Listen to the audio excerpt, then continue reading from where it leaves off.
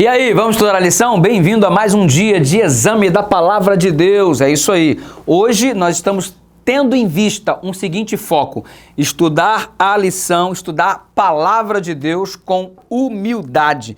Porque a humildade abre a porta da alma, a porta do coração para a intervenção divina. Quando somos orgulhosos, nós estamos fechando a janela do conhecimento, porque já achamos, nos sentimos autossuficientes, não temos mais nada a aprender. E na vida espiritual é a mesma coisa. Se você for orgulhoso, amigo, você não consegue um desenvolvimento cristão assim conforme deseja Deus para a nossa vida, para a minha vida, para a tua vida.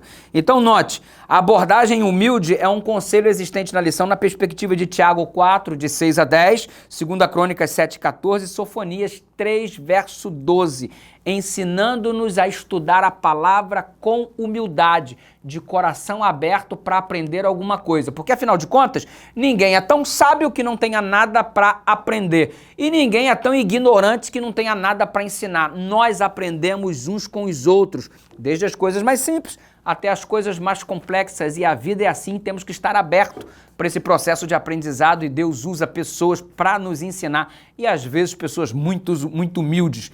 Aliás, obrigado aí por estar acompanhando essa lição e tentando aprender alguma coisa com alguém tão limitado para te passar alguma coisa, sinal que você está tendo um ato de humildade da tua parte.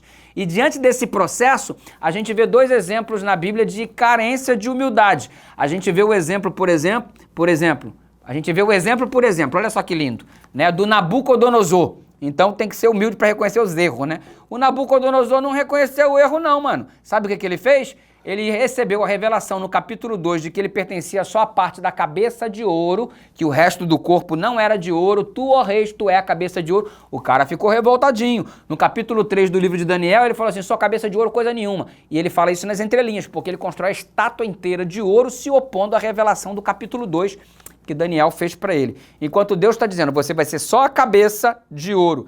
E ele no capítulo 3, nada, eu sou o corpo inteiro da estátua de ouro. Ele fez uma estátua de ouro para se contrapor à revelação divina. Nada humilde esse cara, hein? Se opondo à revelação de Deus e falando, eu é que sei o que vai acontecer.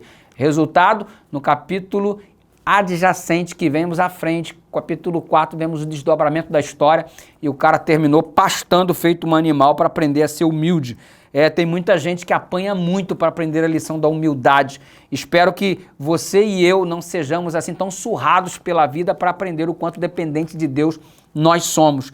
E aí, você observa que o próprio Pedro, em Atos 10, naquela lição do lençóis, naquela visão do lençol aberto com um monte de animal imundo, e Deus dizendo, mata e come, e ele começando a achar e não entendia nada, achando, será que isso aqui trata-se de alimentação?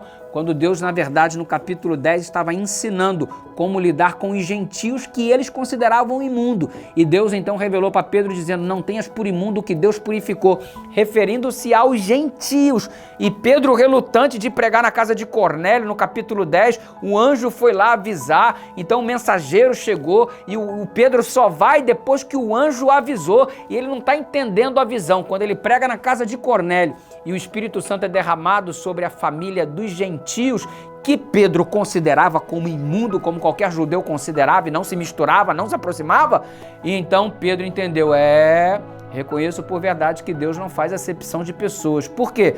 Porque deu a eles o mesmo Espírito que nós recebemos no dia do Pentecostes. O que isso significa? Que Deus ama tanto judeus como também gentios. Todos podem ser filhos de Deus mediante a aceitação de Jesus Cristo. E aí ele percebeu que a visão do lençol não tinha nada a ver com comer coisas imundas com autorização. Deus disse que não era para se alimentar desse jeito e de repente muda, o que era imundo passa a ser bom para a saúde, o que é ruim para a saúde continua sendo ruim para a saúde, meu irmão.